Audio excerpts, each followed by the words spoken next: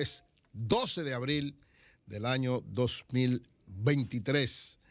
Sean todos muy bienvenidos a este programa. Como muy bien dice Julio Martínez Pozo, es el de más influencia y el más importante de la comunicación en la República Dominicana. Nuestro saludo muy especial para nuestro hermano y amigo Julio Martínez Pozo. Hablé con él ayer.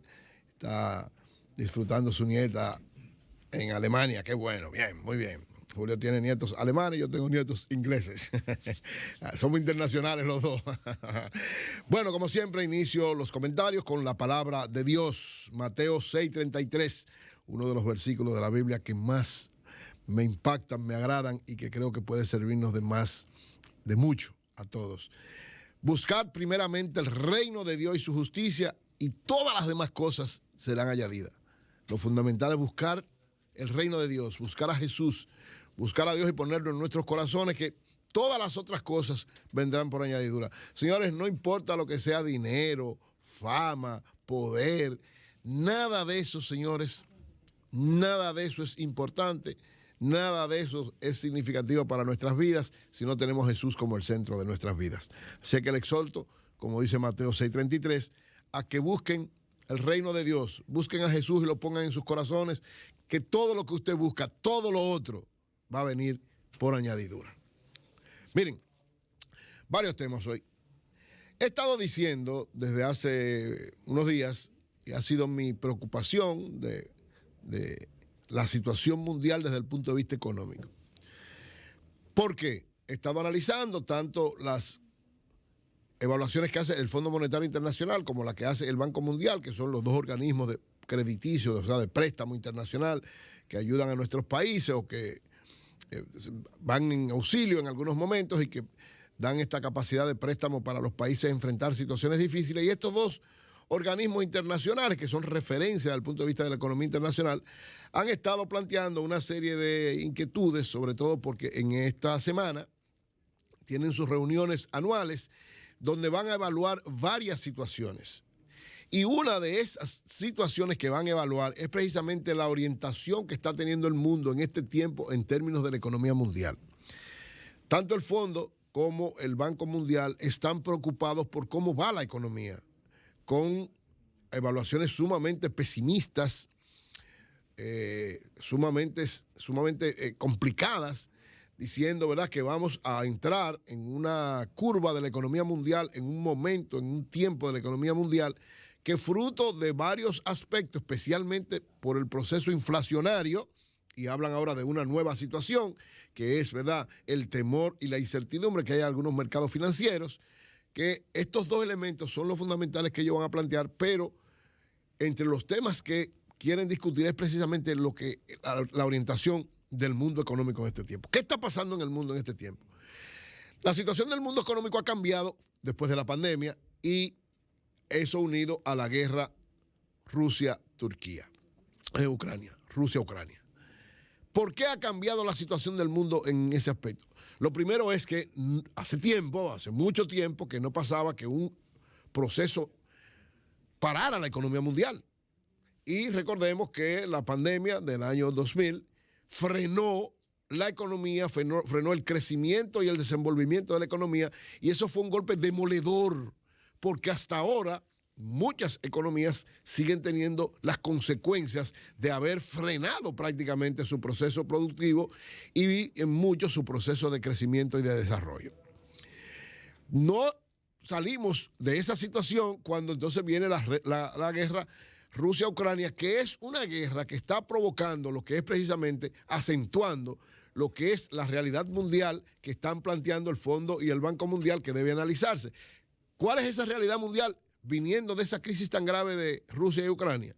Esa nueva realidad mundial es que el mundo, que había superado con la globalización, la creación de bloques proteccionistas a nivel mundial y enfrentados, ustedes se acuerdan, la Guerra Fría entre Estados Unidos y la Unión Soviética cuando existía, creó dos bloques comerciales internacionales, cada uno defendiendo su espacio a su lado y enfrentando al otro, el bloque socialista económico y el bloque capitalista económico.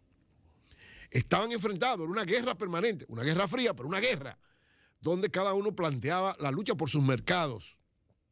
y donde los productos de uno no estaban en el otro y al contrario, uno trataba de desplazar y ganar espacio donde el otro lo perdiera. Cuando se cae el muro de Berlín y se cae la Unión Soviética, se cae este tipo de socialismo que estaba dominando una parte del mundo, parecía que la globalización de alguna manera iba a resolver eso. ¿Por qué? Porque la globalización incluyó al otro bloque económico importante que era China. Si Rusia, socialista, China, socialista, muchos dirán, bueno, es un capitalismo de Estado, pero es socialista según su definición, y estos dos mercados enfrentaban a los Estados Unidos. ¿Qué pasa entonces? Que en ese momento, muy inteligentemente, Estados Unidos, en su lucha en contra de Rusia, logró ganarse a China. Logró ganarse desde el punto de vista de aliado comercial. Ustedes se acuerdan, Nixon yendo a China, ustedes se acuerdan a Kissinger negociando con China. Desde los años 70-80, los Estados Unidos, pensando en que es mejor ganarse un aliado y evitar que China se hiciera aliado de la Unión Soviética en ese momento, se lo gana desde el punto de vista comercial. Y empieza una negociación extraordinaria hasta el punto que hoy día, yo no sé si muchos saben eso, hoy día uno de los principales inversionistas en Estados Unidos, en la Reserva Federal de Estados Unidos, en los bonos de la Reserva Federal de Estados Unidos, es China. Dicen algunos economistas del mundo que si China sacara todo el dinero que tiene la Reserva Federal de Estados Unidos, se cae la economía de Estados Unidos. Es decir, los Estados Unidos supieron manejar y los chinos, brillantes ellos, ¿verdad? Sabiendo que una de las cosas que tenía de debilidad el socialismo soviético era que no tenía eficacia en la producción, que era muy bueno repartiendo las riquezas, que era muy bueno, digamos, en el sentido social, pero le faltaba la eficacia de la producción del capitalismo. Eso es lo que tienen los chinos. Y fueron tan efectivos que le pasaron, por lo menos en términos de producción, todavía la economía norteamericana es la número uno. Ahora, en términos de producción mundial, en términos económicos, la economía número uno es la China. ¿Qué pasa ahora? Que este mundo nuevo que estamos viviendo, económicamente hablando, ha provocado una ruptura entre los chinos y los norteamericanos, los Estados Unidos, desde el punto de vista comercial, desde el punto de vista económico. Sí, no es una guerra como la Guerra Fría con Rusia, donde, ¿verdad?, había el temor del enfrentamiento nuclear, del enfrentamiento, ¿verdad?, de los dos ejércitos. Ese era el temor del mundo, por eso estaban tan compartimentados todos. China y Estados Unidos siguieron manejándose de la mejor manera hasta que pasan algunas cosas que empiezan a provocar ese enfrentamiento entre estas dos potencias económicas, que ahora se agrava porque, aunque China no está en contra de Estados Unidos en la guerra Ucrania-Rusia, pero de hecho, el que el presidente Xi Jinping de China visitara Rusia en medio de esto es un mensaje. Y el hecho de que se haya fortalecido la relación económica Rusia-China es un mensaje para los Estados Unidos.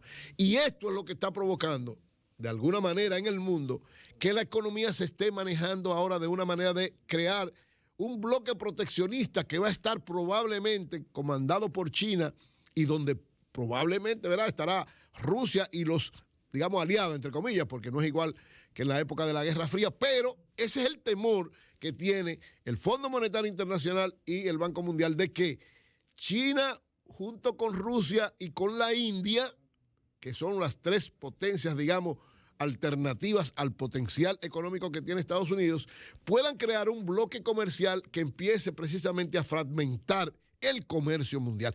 Esa es una de las preocupaciones de la discusión que tienen en esta semana el Fondo Monetario Internacional y el Banco Mundial. ¿Cómo puede, dicen ellos, esta fragmentación geopolítica, la llaman ellos, se está profundizando por las tensiones comerciales que hay entre China y Estados Unidos? Así mismo lo plantea el Fondo Monetario Internacional y el Banco Mundial. Por consecuencia de las tensiones comerciales entre China y Estados Unidos, unido a la guerra de Ucrania, se está dando una fragmentación geopolítica que está profundizando esa compartimentación entre bloques proteccionistas. Y yo le decía que precisamente el hecho de que se esté hablando de que China y Rusia, y de alguna manera aliados también con la India, estén hablando de crear una moneda fruto de la realidad que está viviendo Rusia ahora mismo, que no puede comercializar con el dólar en muchas cosas, crear una moneda alternativa para hacer negociaciones entre ellos. Esto puede provocar la creación de dos bloques comerciales mundiales, de dos bloques económicos mundiales, que aunque, digamos, no está el peligro de la guerra nuclear, porque entre Rusia y China no hay No hay eso. Además, todavía entre Estados Unidos y China todavía no está esa situación de tensión, digamos, de probable guerra nuclear, pero sí de guerra comercial económica, que es en este tiempo más peligrosa que la guerra que se daba la Guerra Fría que se daba entre los Estados Unidos y la Unión Soviética de aquel momento. Es decir, las tensiones que están pasando ahora mismo.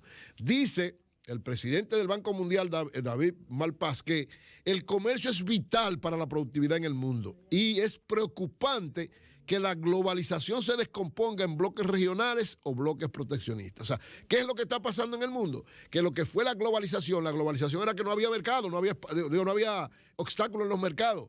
La globalización ponía todo abierto para todo el mundo, no importa con quién usted comercializara, no importa el problema ideológico, no importa el problema de distancia. Es decir, usted podía comerciar con Rusia, usted podía comerciar con India, usted podía comerciar con China, usted podía comerciar con Estados Unidos y no había ningún problema. Pero ahora, con esta nueva realidad que está viviendo el mundo y sobre todo con esta tensión creciente desde el punto de vista económico, comercial que hay entre Rusia, entre Estados Unidos y China, se está descomponiendo la globalización, se está cambiando los criterios de la globalización y volvemos a los bloques regionales o los bloques proteccionistas.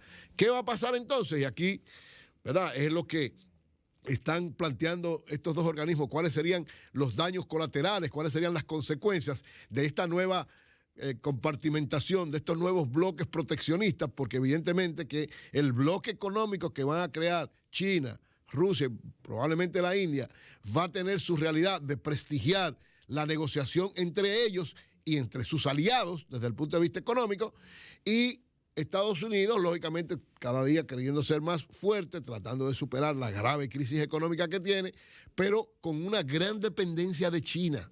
Por eso ustedes ven, lo ha dicho doña Consuelo en varios momentos, que el discurso de Biden ahora es, no, que vengan todos los empleos para acá, que vengan todos para acá, porque ellos saben que si China toma una actitud fuerte frente a Estados Unidos, muchos dirán, bueno, tú eres demasiado extremista en eso, pero si China toma una actitud extremista con Estados Unidos, la economía norteamericana se tambalea. Se tambalea por varias razones. La mayor parte de la producción de productos en todos los órdenes, incluso los tecnológicos, se hacen en China. Y reitero, la mayor parte del dinero invertido en la Reserva Federal de los Estados Unidos lo tienen los chinos. Si esos dos elementos los chinos lo tocan, la economía norteamericana se tambalea. No digo que desaparecerá, porque ya, demasiado, pero se tambalea. Y en medio de esta crisis que tiene con esta inflación, sería sumamente preocupante para el mundo y especialmente para países como nosotros, que nuestro principal socio comercial es Estados Unidos, sería catastrófico para la República Dominicana. Es decir, las perspectivas no son buenas, ni para el mundo, ni para economías como la nuestra. A esto se une el hecho de que nosotros, y ahora a propósito, como decía Luis hace un momentito, hoy llega el nuevo embajador chino a República Dominicana, que le damos la bienvenida y qué bueno, y trataremos de poder tenerlo aquí en el programa pronto. Pero oigan lo siguiente, Danilo, en momentos antes de salir del poder, y que incluso mucha gente dice que esa fue una de las causas por las que lo sacaron del poder, tomó la decisión, una decisión histórica, una decisión valiente y una decisión visionaria, porque usted podrá decir lo que quiera, pero una decisión histórica, valiente y visionaria, de abrir las relaciones con China, abrir las relaciones comerciales y diplomáticas con China, sabiendo que a Estados Unidos no le va a gustar eso, y ahora mucho menos. Por eso ustedes ven que el gobierno de Luis Abinader está muy frío con los chinos, y prácticamente no le damos como mucha importancia a eso, a pesar de que en la pandemia, quien garantizó que aquí hubieran vacunas y que el gobierno del presidente Luis Abinader saliera bien, fueron los chinos. Yo no me canso de decir eso, y ni siquiera un agradecimiento ha habido de parte del gobierno dominicano. Pero fueron los chinos fue que donaron primero y después vendieron a buenos precios y permanentemente dieron las vacunas. La vacuna china es la que más tenemos todos nosotros, y por eso no hubo tantas muertes en República Dominicana, y por eso pudimos salir tan rápido, y por eso pudimos abrir la economía. Pero el gobierno, lógicamente por temor a lo que pueda Estados Unidos hacer, se ha mantenido el gobierno del presidente Luis Abinader como muy estático, sin profundizar mucho, no ha hecho ningún esfuerzo, que yo sepa, no hay ningún esfuerzo ni de aumentar relación con China en términos comerciales de ninguna naturaleza, ni económicos, ni culturales, ni de ninguna naturaleza, porque evidentemente está el temor de esta situación mundial que se está planteando. Pero los chinos, como muy bien hemos visto en los últimos tiempos, tienen una política agresiva, entre comillas, de inversión en América Latina, porque para ellos América Latina se están dando cuenta que es importante. Y esto, lógicamente, va a profundizar su, digamos, enfrentamiento comercial con Estados Unidos, porque América Latina es un mercado de los Estados Unidos. Sin embargo, ya hay países que han empezado a comercializar de manera amplia con China, como es el caso de Brasil, que Lula incluso ha tomado la iniciativa extraordinaria frente a esto y está aumentando hasta el punto de que se dice que Brasil y Lula van a ser parte de ese nuevo bloque comercial, de esa nueva área comercial que va a tener Rusia y China, y que podría ser parte también de esta nueva moneda internacional. Y están trabajando también los chinos a México, que es los dos mercados más grandes que tiene América Latina son Brasil y México, los dos mercados desde todo punto de vista, de producción, de consumo, de facilidades, en términos económicos son Brasil y China, Brasil y México. Y en los dos, los chinos están haciendo un trabajo especial, digamos. Entonces, esta nueva realidad es lo que tiene al Banco Mundial, al Fondo Monetario Internacional y a la mayor parte de los economistas del mundo en una situación muy especial. Agravada esta situación por lo que está pasando en los bancos, que es la otra preocupación grave que dicen tanto el Fondo Monetario Internacional como el banco, y dicen varios, ¿verdad?, economistas del mundo, han hablado básicamente de una situación que puede darse muy difícil en el mundo con esta situación de los bancos. Claro, los dos organismos internacionales establecen que hay una realidad especial, los bancos todavía son muy fuertes, pero dicen que hay temor, hay una incertidumbre y lógicamente hay situaciones en algunos bancos importantes del mundo que podría llevar fruto de todas estas cosas, a generar situaciones difíciles. ¿Por qué? Porque dice el Fondo Monetario Internacional, dijo ayer, que la única medida efectiva que los gobiernos tomaron, los bancos centrales del mundo, fue subir las tasas de interés. Pero que esta subida de tasa de interés ha generado serios problemas en algunos bancos, como pasó, ¿verdad?, con el Silicon Valley Bank, que fue la subida de la tasa de interés que se lo llevó. Porque al subir la tasa de interés le generó una situación muy especial donde prácticamente los bonos que tenía en la Reserva Federal se le subieron de tal manera que no pudo responder. Entonces, dice el Fondo Monetario Internacional que eso es una preocupación porque los bancos centrales del mundo no tienen otra salida, no hay otra salida para enfrentar la inflación. Ahora mismo no hay otra salida que seguir aumentando las tasas de interés. Pero al aumentar las tasas de interés, se produce el riesgo de que eso generalmente no está dando efectividad para frenar la inflación, pero está generando problemas financieros. Entonces, esto que ha pasado en algunos bancos, lógicamente, cada uno de los países ha actuado de manera rápida. Estados Unidos actuó de manera rápida frente a la quiebra de estos dos bancos.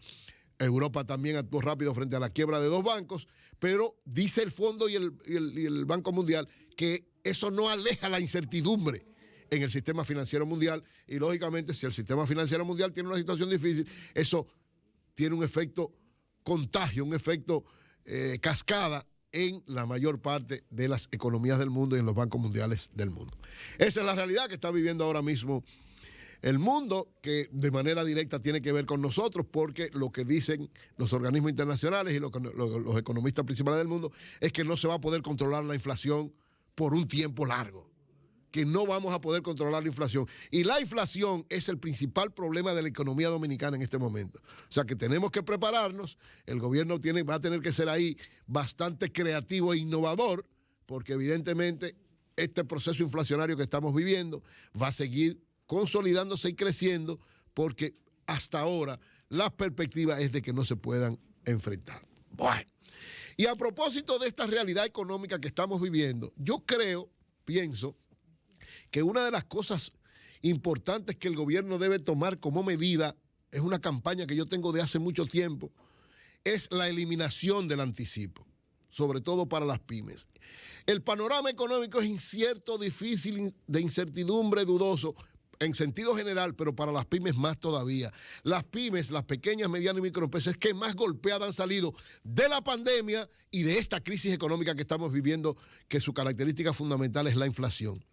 Señores, las pymes, y sobre todo porque ahora también se aprobó el aumento salarial para el salario mínimo, esto también golpea de manera directa, y yo reitero que no he visto en el gobierno del presidente Abinader hasta ahora un plan claro y específico para algunos aspectos. Es verdad que han tomado medidas, hay que decirlo, han hecho algunos esfuerzos, pero para las pymes de manera directa en 3 aspectos fundamentales, que son la tecnología, los salarios y la renta de los negocios, no ha habido una política dirigida. A eso se une ahora el aumento de salario y se une ahora el hecho de que podría generar esta situación del anticipo una quiebra generalizada de pymes.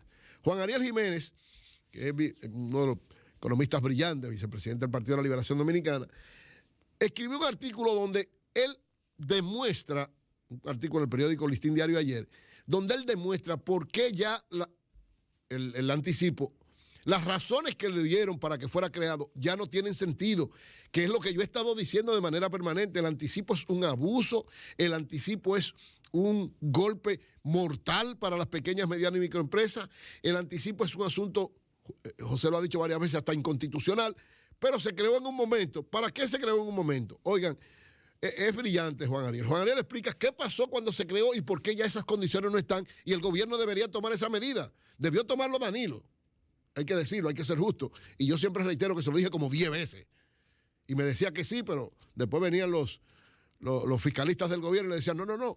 ¿Por qué? Porque en un momento, y eso me lo explicó también uno de los directores de la DGI, en un momento el anticipo se convirtió en la caja chica del gobierno. ¿Qué era la caja chica? O sea, el gobierno necesitaba, y fue la explicación cuando se aprobó, eso lo dice muy bien Juan Ariel en su trabajo, dice que en el momento en que se creó, el gobierno lo tomó como una especie de pago adelantado, un respiro económico. Le decía a las empresas, ven, págame adelantado, porque yo no puedo esperar hasta abril, que abril es el mes, ahora abril, donde todas las empresas en sentido general hacen su declaración de impuestos, pero el gobierno empezaba desde enero con su presupuesto y decía, yo no tengo tanto dinero, necesito efectivo, páguenme adelantado. Pero ¿qué era lo que pedían? ¿Qué es lo que es el anticipo? Oigan lo que es el anticipo, oigan qué abuso es el anticipo. Si mi empresa, o cualquier empresa, el año pasado tuvo beneficio, se le calcula que este año va a tener el mismo beneficio, se divide entre 2 y tiene que pagarlo de adelanto de impuestos. Eso es un abuso.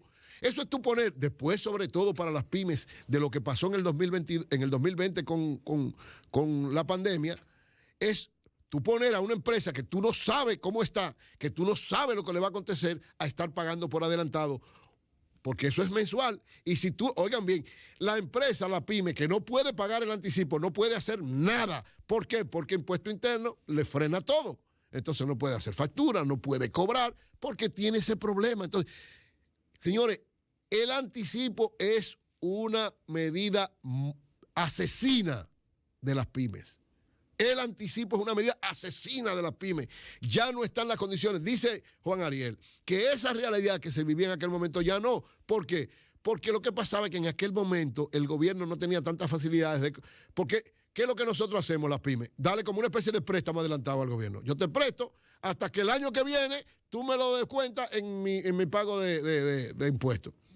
Una especie de pago adelantado. Entonces, como el gobierno tiene facilidades ahora, y dice Juan Ariel, que conoce muy bien eso, porque fue ministro de Economía, que el gobierno puede tomar más fácil ahora prestado, lo ha demostrado, debe más dinero que el carajo.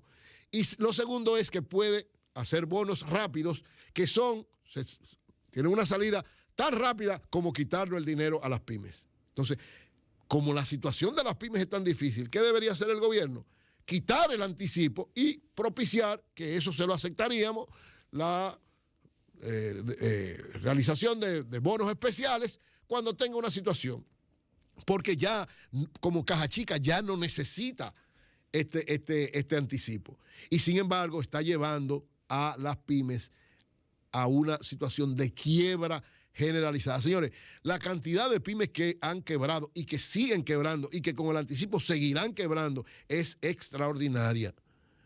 Presidente Luis Abinader, llegó el momento de que usted tome esa medida. Si no lo toma, saludamos entonces la decisión, Juan Ariel vuelve y lo ratifica, que en el caso de que, ¿verdad?, Abel Martínez lo ha asumido como una de sus banderas de campaña.